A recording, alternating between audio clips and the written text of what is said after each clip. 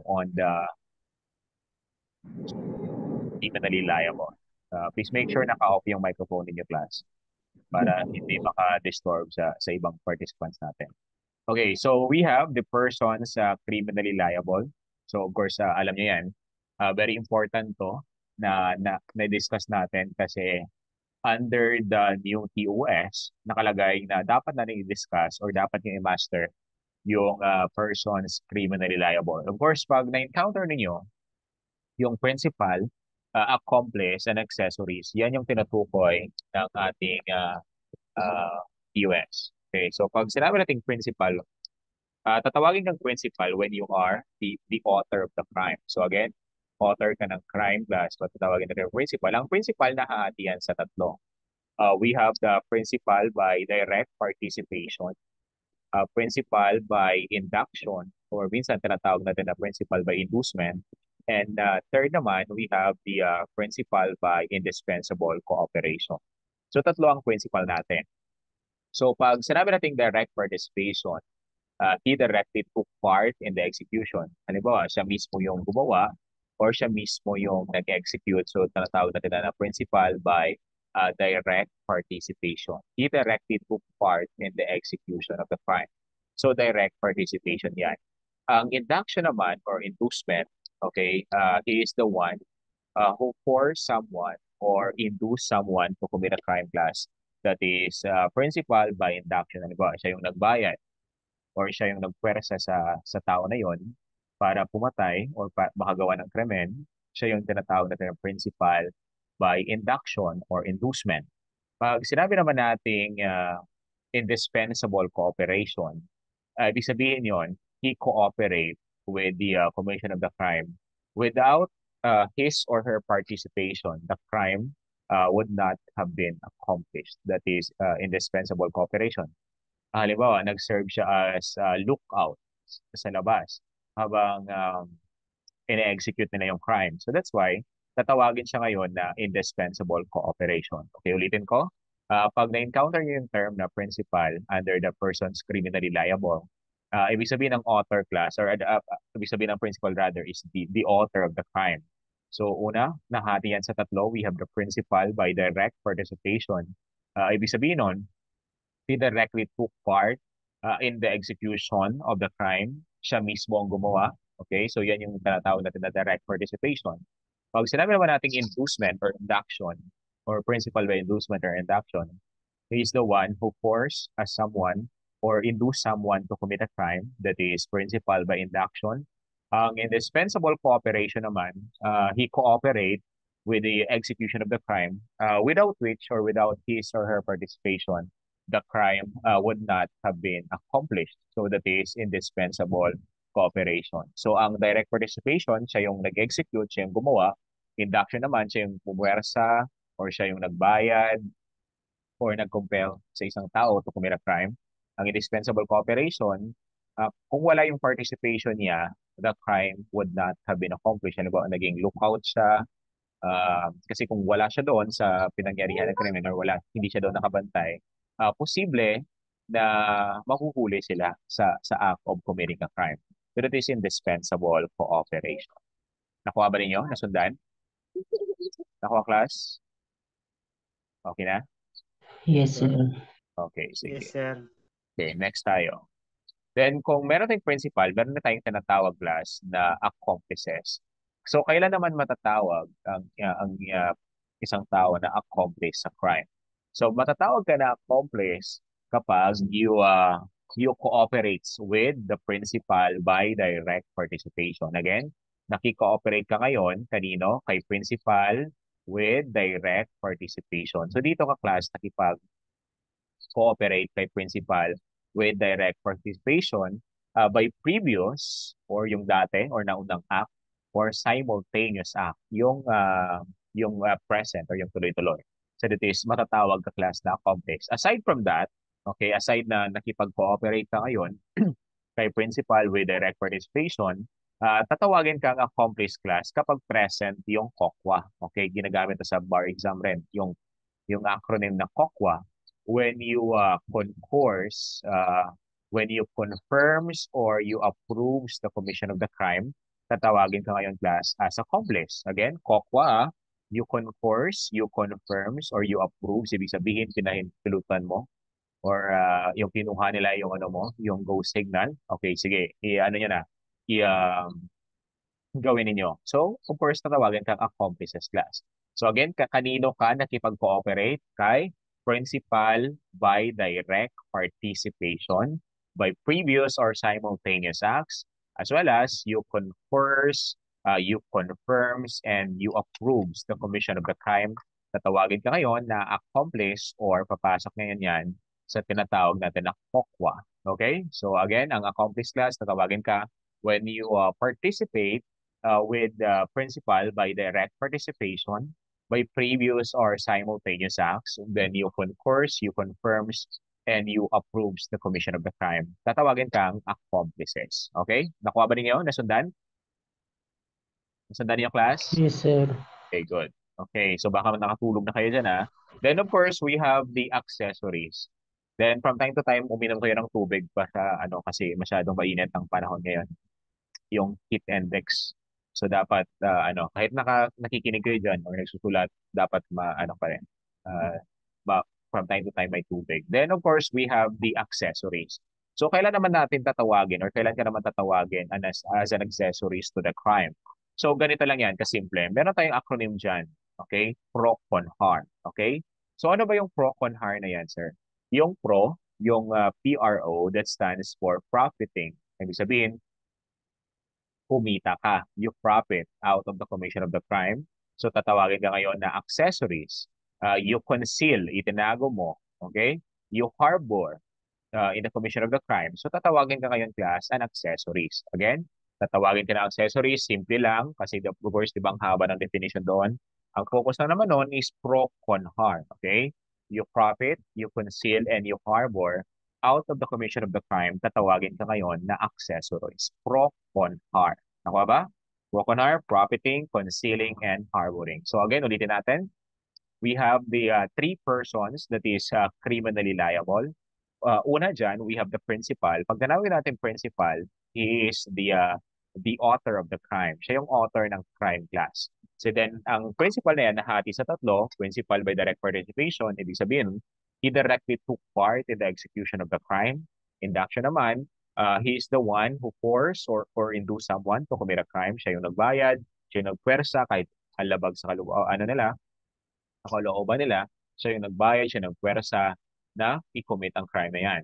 Then indispensable cooperation, he cooperate without his or her participation, yung krimen ay hindi yan ma-accomplish or hindi mangyayari. So tatawagan natin na indispensable cooperation.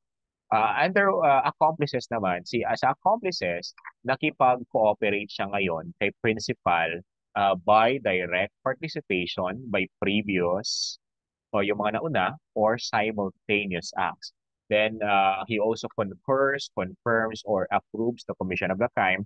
Tatawagin siya ngayon class as accomplices. Then accessories naman, tatawagin ka ng accessories when present yung pro con har.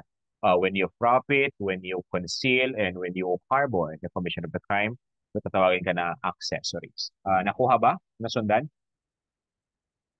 Nasundan Yes, niyo sir. class? Okay, sige. Let's proceed now sa next natin. Okay.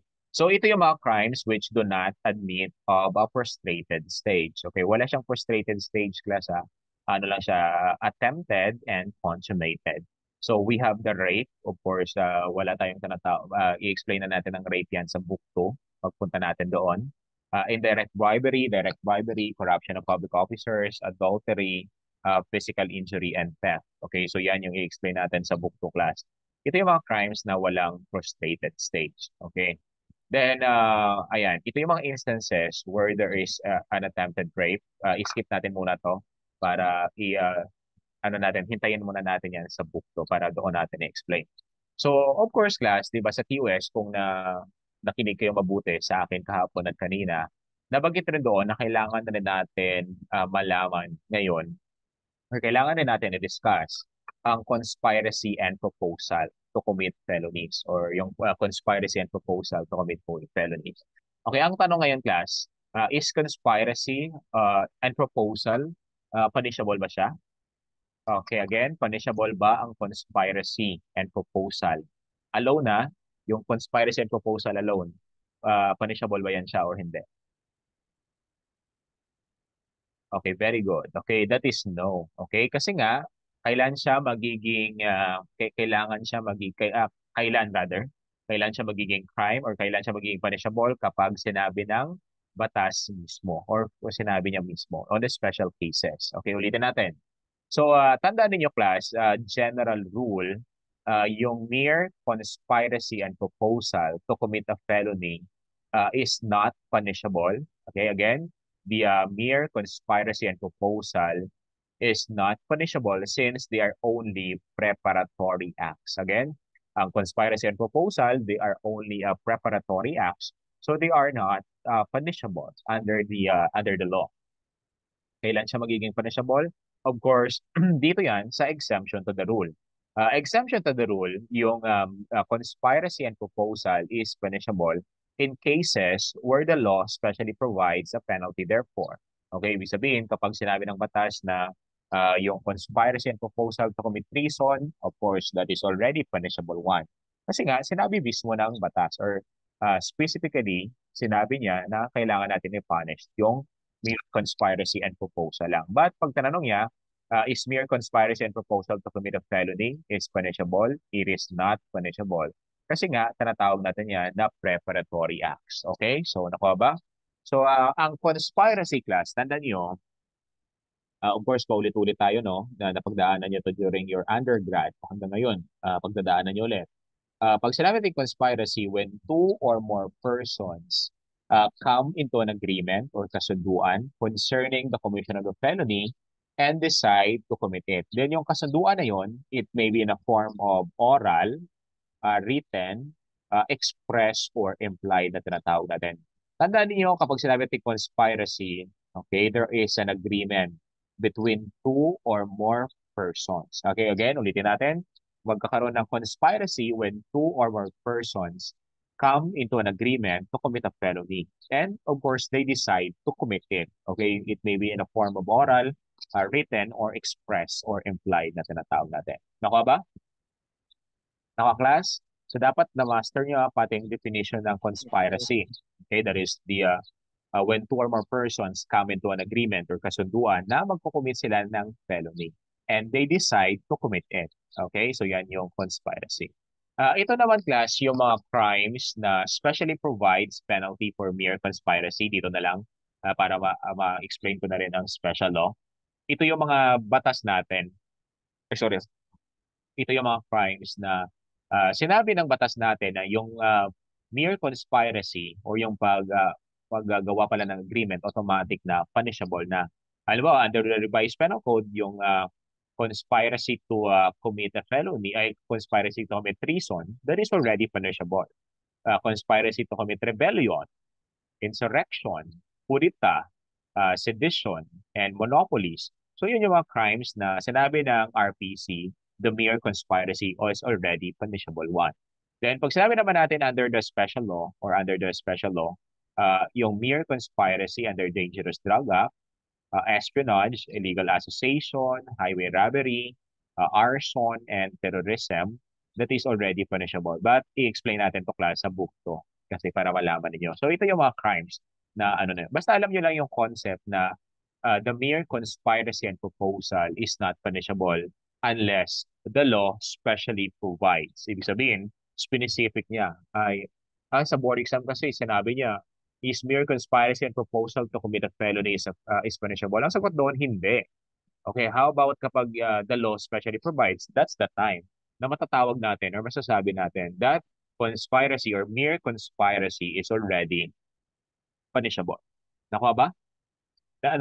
Nakita ninyo class na nasundan ninyo yung ano ko or nakuha ninyo yung Yes, sir. Yes, sinasabi sir. ko. Okay, sige. So dapat gano'n na. Then of course, we will proceed now sa proposal. Kung ang tinatawag natin na conspiracy when two or more person comes into an agreement to commit a felony, pag sinabi naman nating proposal, ito naman class, the person who has decided to commit a felony, ibig sabihin class, siya yung nakaisip or siya yung nakaisip ng idea na mag-commit ng felony, then he proposes. he proposes its execution to some other person or persons. Okay, ulitin ko. Ang proposal, the person conceive an idea. Ibig sabihin, nakaisip siya na, ay, ganito. Magandang patayin si ganito ganyan.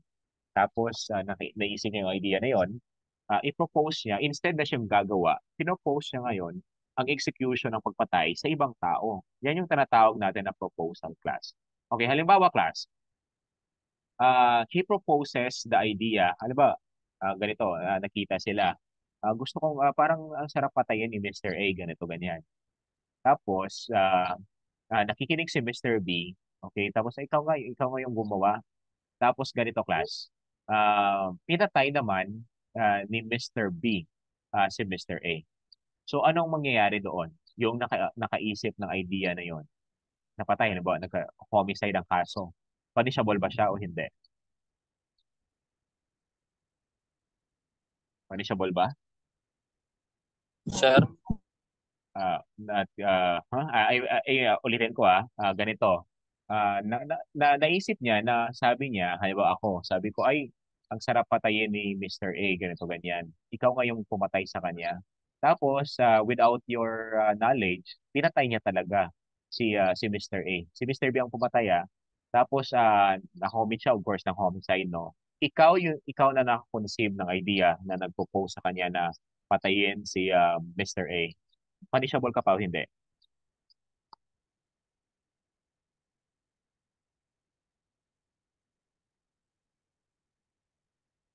Pwede. Punishable ka ba? Mhm.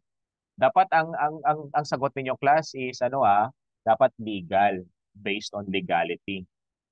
So hindi lang pwedeng ganito ganyan. Of course, hindi siya punishable class. Kasi nga meron ba tayong proposal to commit a homicide or murder? May kaso ba tayong ganon? Meron o wala? Meron ba o wala, class? Wala. Di ba wala? Wala. Of course, hindi pwede. Okay? Hindi siya pwedeng i-punish plus. Kasi nga, he has just conceived the idea, di ba? Okay? So, kasi di ba sa criminal law natin, tama yan, Sir Sonny, di ba? We are only punishing yung tinatawag natin na guilty act, not the guilty mind. Then of course, kasi dito connected to sa proposal, sinabi natin kanina that mere conspiracy and proposal is not punishable unless the law specially provides. So under sa proposal class, RPC especially provides penalty for mere proposal. Ibig sabihin, ikaw yung nakaisip, tapos you propose it to some other person, punishable na siya. Halimbawa, proposal to commit treason, proposal to commit rebellion, proposal to commit insurrection, proposal to commit kudita. Wala naman nakalagay dyan na proposal to commit homicide, proposal to commit murder, and so on. Tama, mali? Tama ba? Tama, no? Okay, so naisip nyo rin? Yes, sir. Okay, so ganun guys. Ganun ang board exam basta alam mo yung balik ka, always go back to basic. Ibig sabihin, ano ba yung sinabi ng batas? Ay, hindi. Sinabi niya that mere conspiracy and proposal to commit a felony is not punishable unless the law specially provides. Wala namang crime na proposal to commit homicide, proposal to commit murder. Eh di wala siyang criminal liability or hindi siya sang ano doon. So yan class ang concept natin pagdating sa book 1, di ba? So unless the law specially provides yung sa mga specific crimes lang. Okay? So nakuha ba? Nakuha na ninyo? Nasundan ninyo yung yung interpretation? Nasundan na class? Okay. Yes, sir. Okay, so ganun lang kadali iintindihin ang tinatawag natin na class na criminal law. That's why kapag um, kapag sa criminal law yung mga big universities na pinupuntahan ko, 'di ba? Nagturo ako sa De La Salle University, sa Cavite State University, yung top performing school, University of Mindanao, halos Cagayan State. Lahat class na mga big universities. Lalong-lalo ang gustong-gusto nila sa criminal law, ako yung mag-handle kasi namamaster na lang ang criminal law. So, of course, kasi class, mastery is very important. Yung i-simplify mo ang law, di ba? Pagdating sa board exam, hindi sila kinakabahan. Kaya, palaging ako yung nagpa-final coaching sa nila, doon nila ma-identify, ay, ganun na kadali ang criminal law. So kayo rin dapat as much as possible kapag sa mga question na dapat ano yan natin parang i-simplify. Huwag na masyadong i-complicate kasi mahihirapan kayo niyan pagdating sa board exam. Ang kailangan lang naman sa board exam class is basic understanding of the law. Hindi naman kayo 'di ba magba-bar exam, no? Hindi naman kayo magba-bar exam. Criminology naman ang ano ninyo, ang ite-take ninyo class. Kaya kailangan niyo lang ng basic understanding. Uh, uh, hindi mo kailangan ng pinakamaraming, hindi mo naman kailangan magbasa ng mga kasong ang pagdadami-dami sa Supreme Court. Kasi nga, hindi ka naman mag-take ng bar exam. Ang iti-take mo is board exam. Kailangan ka bumalik sa pinaka-basic or basic understanding ng topics, di ba? Ikaw, basa ka ng basa ng mga decided cases sa Supreme Court. Hindi mo pa nga alam ang meaning ng law, di ba? So, ganun ang palagi nating sinasabi. Always go back to basic. Kasi kapag nakafocus ka sa basic class, wala ka ng problema sa iba pa. Okay? So, dapat always focus ka sa basic ha. Then of course, dapat always do not question the question. Ibig sabihin, answer the question right away. So nakuha ba? Kung ano yung tinatanong niya, yun ang isugutin mo. Kung ano yung scenario na binigay niya or ano yung scenario or ano yung situation na binigay niya, yun lang sagutin mo para hindi ka mawala sa passing. Kasi ganon. Yung iba kasi, mostly ng mga students na or mga examinees na nababagsak sila, for how many season na naging coach ako for ilang season. Doon natin nakikita na doon sila medyo nahihirapan pagdating lalo na sa situational. Kine-question kasi nila ang tanong kasi hindi ganoon eh. Kapag sumasagot ka ng mga situational class, sige lang tuturuan ko kayo pag makapasok na tayo sa mga ano. Kasi very important yung alam mo kung paano yung approach ng pagsagot. Kasi kahit actually parehas-parehas na naman kayo lahat ng mga binabasa ng mga nagte-take ng board exam. Hindi naman magkaiba ang laman ng RPC ng isang review center sa review center natin o sa review center ko. Parehas lang yan lahat. Nasa student lang yan kung paano niya i-apply pagdating sa board exam. Board exam, dapat application ng pagsagot, dapat yun yung ma-master ninyo. Kasi very important din yun. Okay. So we have the classification of felonies according to the gravity. So we have the grave, less grave, and light felonies.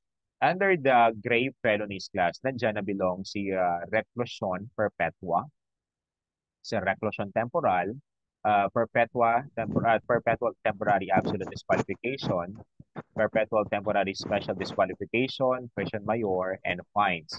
So, explain na natin to class as we go on with our discussion. Ang less grave felonies naman class, nandyan si prison correctional, arresto mayor, and suspension. Diyan rin si destierro, fines na more than 200 pesos. Okay, that is, wait lang class, i-off muna yung mga microphone na distract ako. Then, of course, we have the light felonies. Nandiyan naman si arresto menor, si fine not exceeding 200. So, yan yung mga light felonies natin, class. So, try to familiarize this one kung saan sila nabilong. Ang reclusion perpetua ba nabilong sa grave felonies, reclusion temporal, same as true, question mayor, and fine. So, dapat familiarize ninyo kung saan sila nabilong kasi doon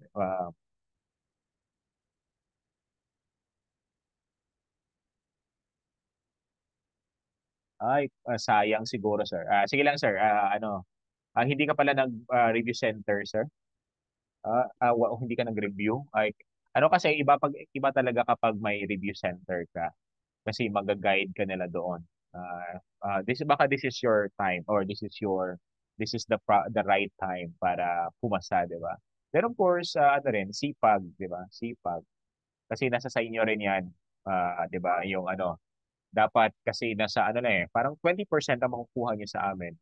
Sa inyo na yung 80% na pagbasa, pag ano. So, sa inyo pa rin yan. Okay, so dapat this time, para na sa inyo.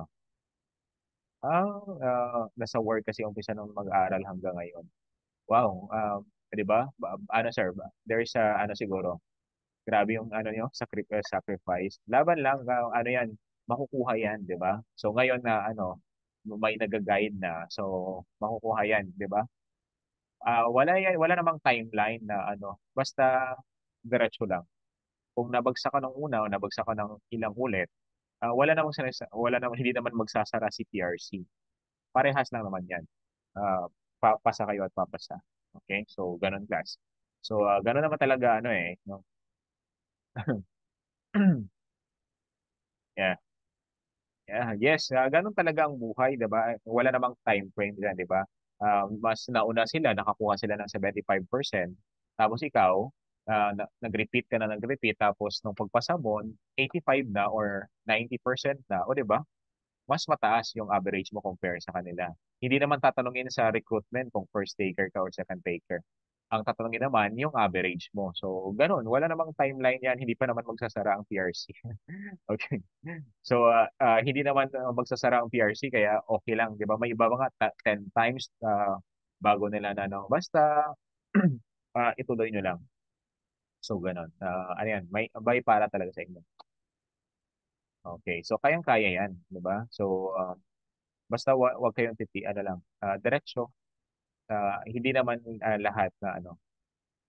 Okay, so dito class. So sa classification of felonies and according to gravity, i-familiarize nyo lang yan kung saan na belong. Pero hindi naman sila masyadong nagtatanong dyan when it comes sa classification of felonies. Pero in case na itanong nila kung saan na belong si reclusion perpetua, si reclusion temporal, alam mo na sa grave felonies. Saan na belong si destierro, sa arresto mayor, suspension, sa less grave felonies. Ang light felonies naman, arresto minor, and sa light felonies, and so on.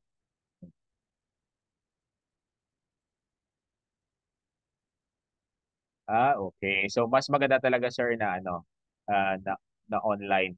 Okay, kasi 'di ba? Parehas lang naman ang tinuturo doon. So, kayang-kaya 'yan. Pero kapag malapit na ang board exam, halimbawa 2 weeks or 1 week, pwede kayong mag-leave siguro muna sa work or kung ano yung ginagawa ninyo, focus lang kahit yung 2 weeks na yon na natitira or 1 week para yung ano ba, yung ano ninyo, yung focus or yung attention span ninyo doon nakapokus sa board exam. Okay. So dito na tayo class sa circumstances affecting the criminal liability, 'di ba? Ito yung pang last na nakalagay doon sa ating TOS na bago. So of course, we have the GMA. Okay, so ang GMA class, of course, very common yan sa inyo yung GMA. So we have the justifying, exempting, mitigating, aggravating, and alternative circumstances. Ano yung pagkakaiba nilang dalawa ay ng ito ay nung lima na to class. So ito yung mga circumstances class affecting the criminal liability of the offender, whether tataas or bababa ang punishment na ibibigay sa kanila. So tandaan nyo lang class na papasok yan sa justifying circumstance. Okay, of course, we have the 7 justifying circumstance.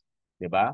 So, papasok yan sa justifying kapag yung action ng tao na yan is reasonable or it is in accordance with law. Ibig sabihin, halimbawa, di ba, pag self-defense or pag pinatay mo or patayin ka ng tao tapos you're a police officer, dapat uunahan mo na kasi mauna kang mamatay, di ba?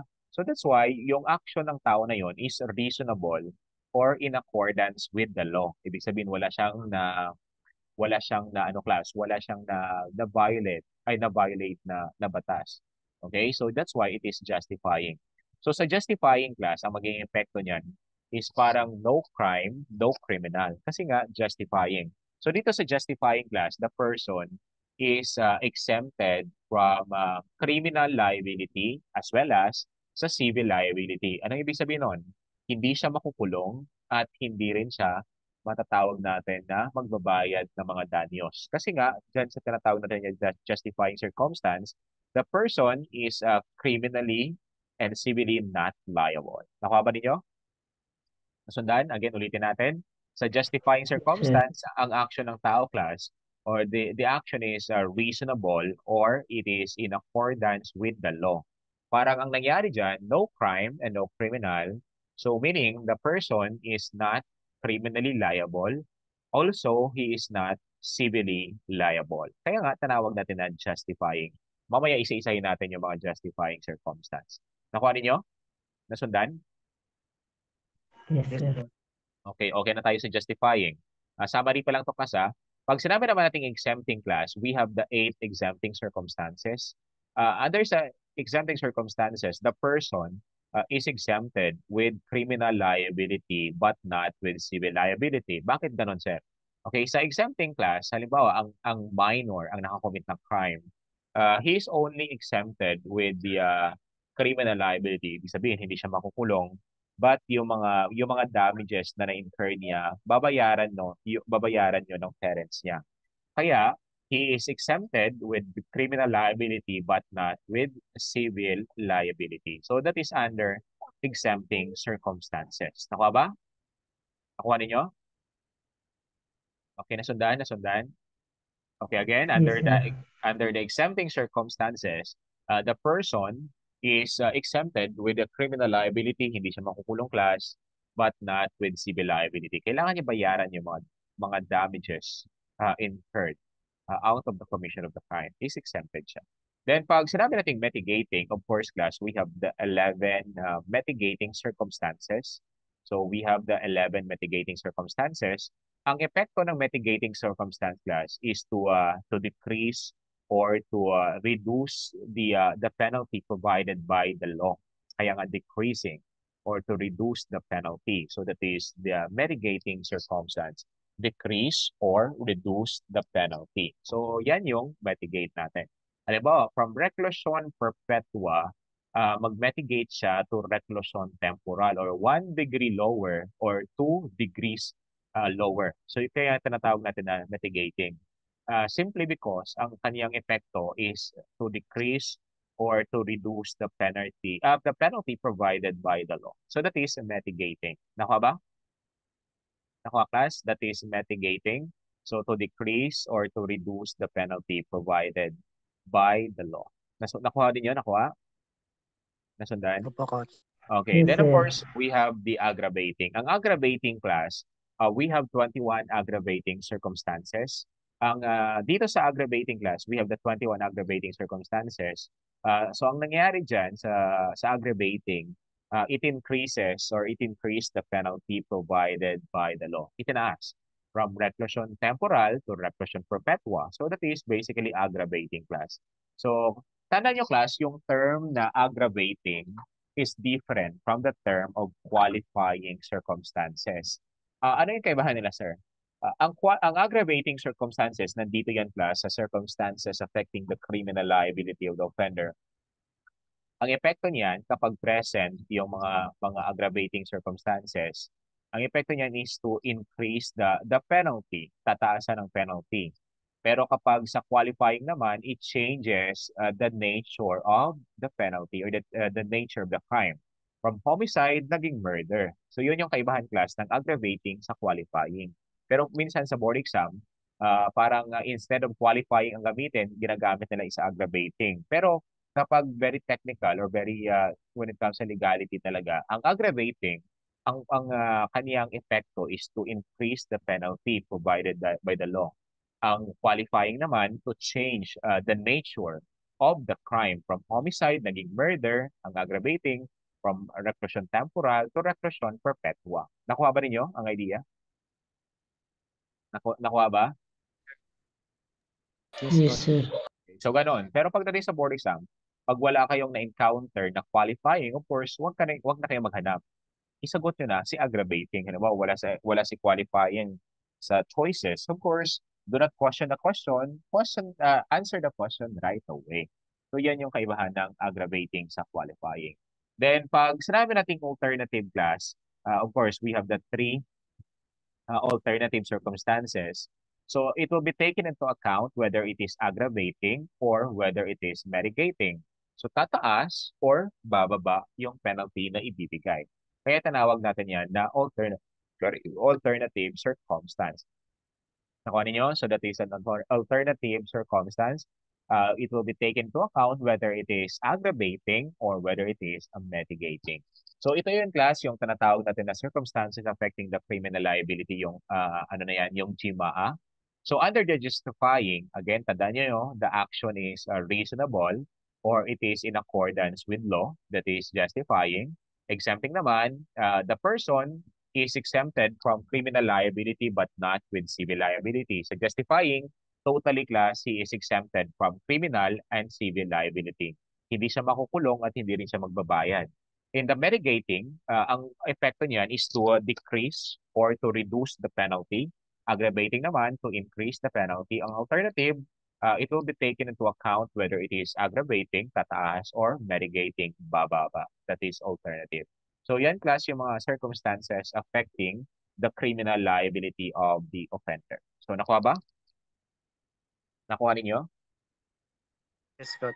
Okay, sige. Next tayo. So of course, we have the 7 justifying circumstances. Pakibasa muna nandito si Angelo Manulat. Yes, sir. Okay, si Angelo pakibasa ng 7 justifying circumstances natin.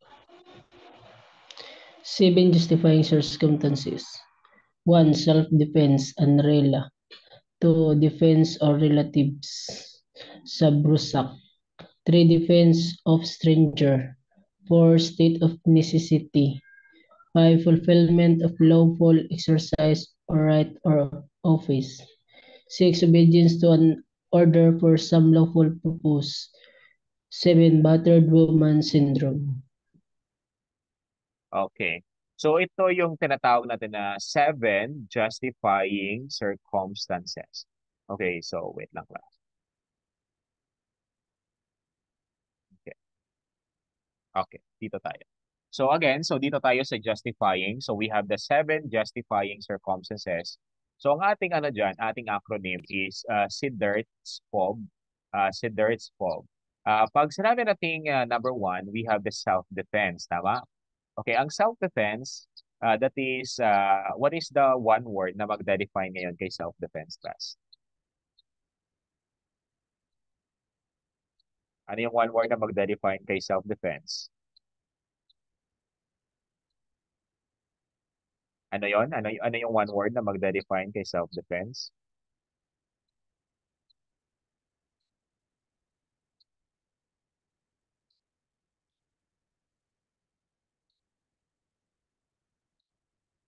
Okay, so ang self-defense, of course, that is self-preservation or minsan tinatawag rin natin na self-protection. Okay, so that's why ang self-defense class, yan yung tinatawag natin na self-preservation or self-protection.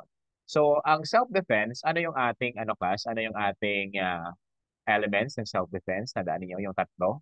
What is an? Okay, what is an?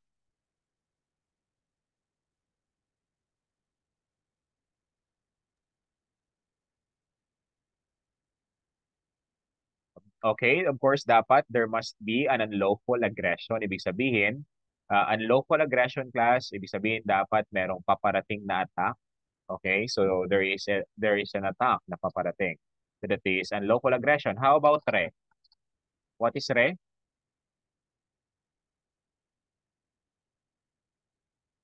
What is re class? What is re?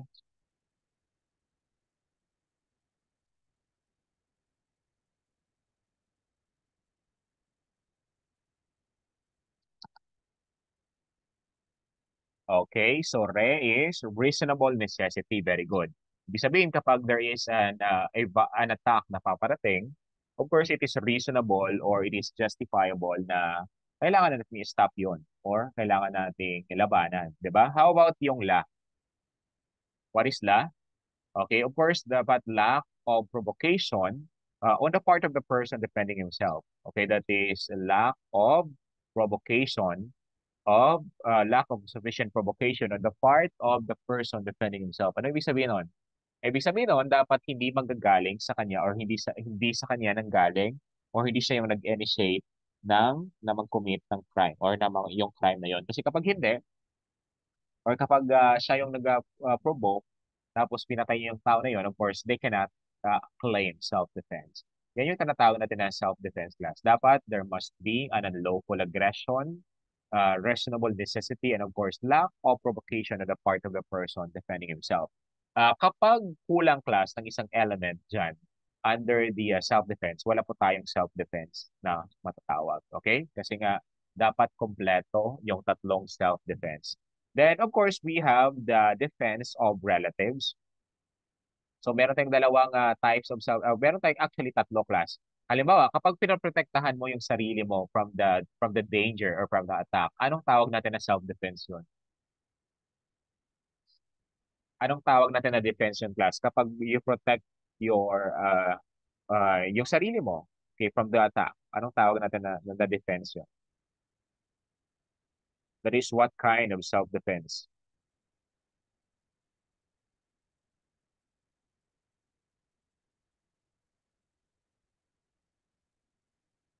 Self-defense? Hindi.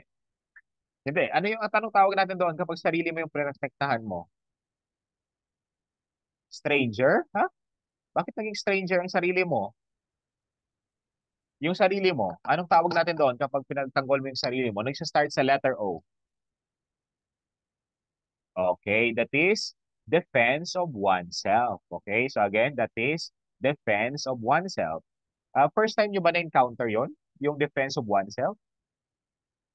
First time ba, class? Okay. So ayan, medyo nabigla ako, sabi niyo stranger pala yung katawan niyo ah. Okay, so ang una nating self-defense medyo akala nag-assume ako na alam niyo na pala. Yun pala first time niyo na encounter. So okay lang 'yan. Pag sinabi nating kapag pinotektahan mo yung sarili mo class from the danger, from the attack kasi hindi naman 24/7 maprotektahan ka ng government or ng state natin, 'di ba? Kapag protektahan mo yung sarili mo from the attack, that is defense of oneself or tinatawag natin self-defense of oneself. Okay, again, yan yung pinakauna, self-defense of oneself. Okay, nakuha. So how about pag sinabi natin, meron tayong tinatawag na defense of relatives and defense of stranger. Pag sinabi nating relatives class, dalawang relatives natin. Meron tayong tinatawag na COBAL, di ba? So, of course, na-encounter nyo yung types of relatives natin. COBAL. Sorry. Iba yung COBAL sa kamay ninyo, ah. Okay, COBAL, ibig sabihin nun, these are the two types of relatives. Yung CO, that is relative by consanguinity. Okay, that is relative by consanguinity. Ibig sabihin, kapag you are relative by consanguinity, ibig sabihin you are relative by blood. Nakwa? Kapag affinity naman yung letter A, you are relative by law. So again, ang COBAL na tinatawag natin, we have the two types of relatives. COBAL, consanguinity, you are relative by blood. Affinity naman, you are relative by law. Okay, ang tanong ngayon, is your wife your relative? Relative mo ba yung wife mo?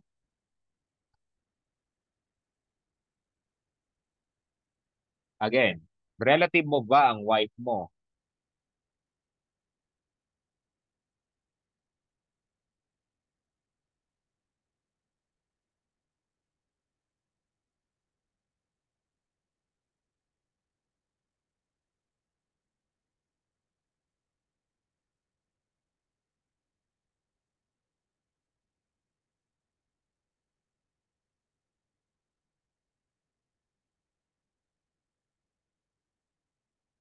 Okay, of course, your wife is your relative by law kasi nga nagpakasal kayo. Okay, how about your common law wife?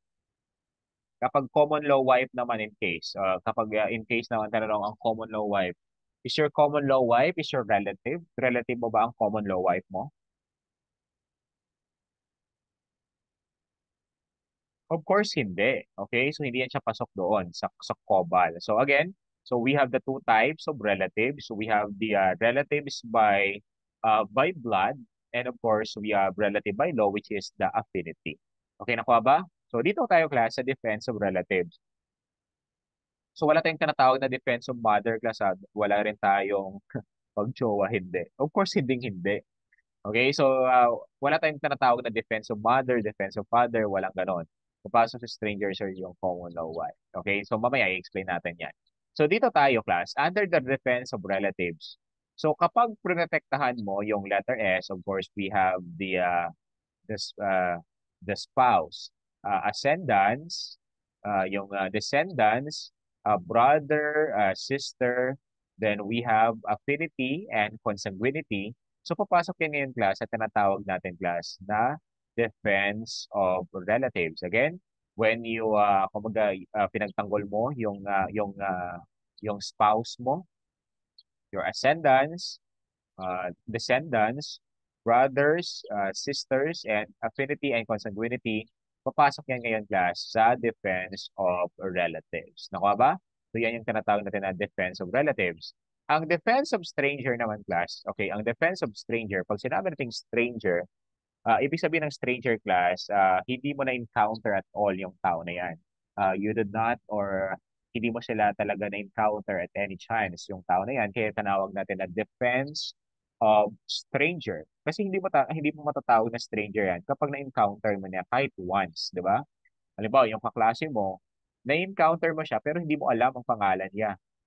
Tapos nakita mong sinasaksak siya ng ibang tao, tapos pinagtanggol mo siya, sabi mo kasi it is defense of stranger.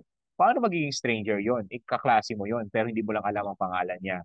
Still class, hindi yon tatawagin na stranger. Kasi ang stranger, it talks about any person na hindi ka talaga at any chance, hindi mo sila na-encounter sa buhay mo. Kaya matatawag natin yan na defense of stranger. Kapag ang tanong sa board exam, saan papasok ngayon kapag pinagtanggol mo ang common law wife mo or common law husband mo from the attack? Papasok ba siya sa defense of sa defense of oneself, sa defense of relatives, or defense of stranger?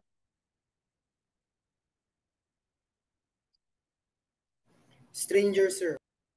Okay, so very good. So papasok yan class sa defense of stranger. That is the exemption to the defense of stranger. Kapag pinagtanggol mo class, yung adopted child mo and yung common law wife mo and common law husband mo, papasok yan ngayon sa tinatawag natin na defense of stranger.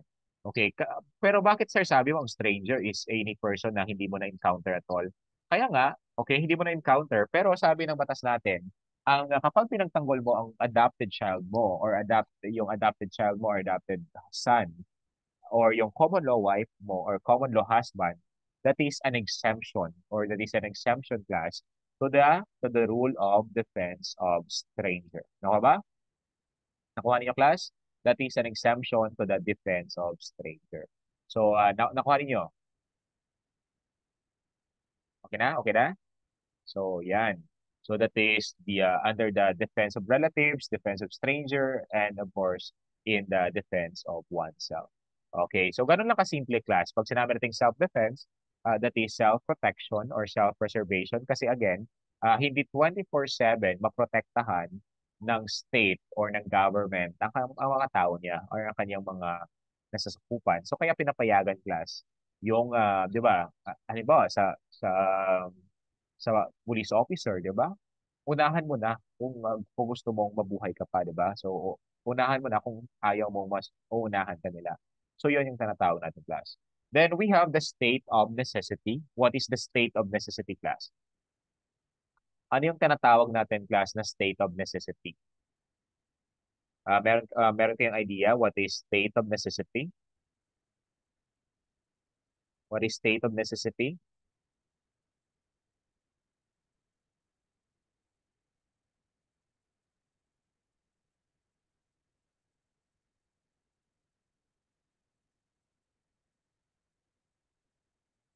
Okay, very good. Ang gagaling ng mga student ko ah.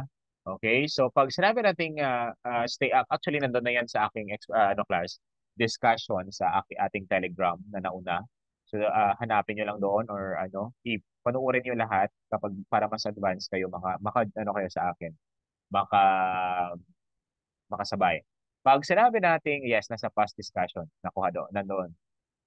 Pag sinabi nating state of necessity class, tandaan nyo lang that is the avoidance of greater evil or evil sought to be avoided. Yan yung tinatawag natin na state of necessity. So again, ang state of necessity, that is the avoidance of greater evil. Halimbawa, nawala ng preno ang sasakyan mo, tapos sa harapan mo, may 10 bata na masasagasaan. Instead na idiretso mo yung sasakyan, ibidangga mo ngayon sa pader ng bahay na yon. Kaya doon nabangga. Kaya safe yung bata na 10. So, yun yung tinatawag natin class na state of necessity. Pero ngayon class, ang tanong ko, sinabi ko kanina that under the justifying circumstance, the person is not criminally liable and also he is not civilly liable. Okay, ang tanong ngayon, civilly liable ba siya? Kasi nga binangga niya sa pader. Again, civilly liable ba siya kasi pinangga niya sa pader? Of course, civilly liable siya. Kasi nga, ang tandaan ninyo, ang state of necessity, siya lang yung nag-iisa dyan na nasali under justifying circumstances na merong civil liability. Ibig sabihin, babayaran niya kapag may mga damages siya na ma-incurred. Nakuha nyo? Again, ulitin natin, si state of necessity or the avoidance of greater evil or evil sought to be avoided, siya lang yung nag-iisang under the justifying circumstance na merong civil liability whenever naka-damage siya ng halimbawa ng mga property because of the avoidance of greater evil. So nakuha ba ninyo? Nakuha ba? So dapat alam nyo rin class yung mga tinatawag na to. Bakit your battery is running low? Wait lang. Mag-proceed ako doon. Wait lang kasi i-transfer ko lang doon yung ano sa may malapit sa charging station. Kasi ano, masyadong mainit kasi doon kanina. So, wait lang. In 2 minutes. Wait. Ay, 2:30 na pala. Break muna siguro tayo. 2:30. Naka 1 hour na, no? So, dito tayo nag-end sa state of necessity. Again, pag sinabi natin state of necessity, that is the avoidance of greater danger or greater evil or that is the evil sought to be avoided. Okay, dito tayo nag-end sa justifying. So, mamaya, we will continue with our discussion. Break muna. Balik tayo ng 3, then 3 to 4, doon na naman tayo. So, konti na lang to yung sa ating book 1. Okay? Marami ba kayong nakuha? Yes, sir. Nalo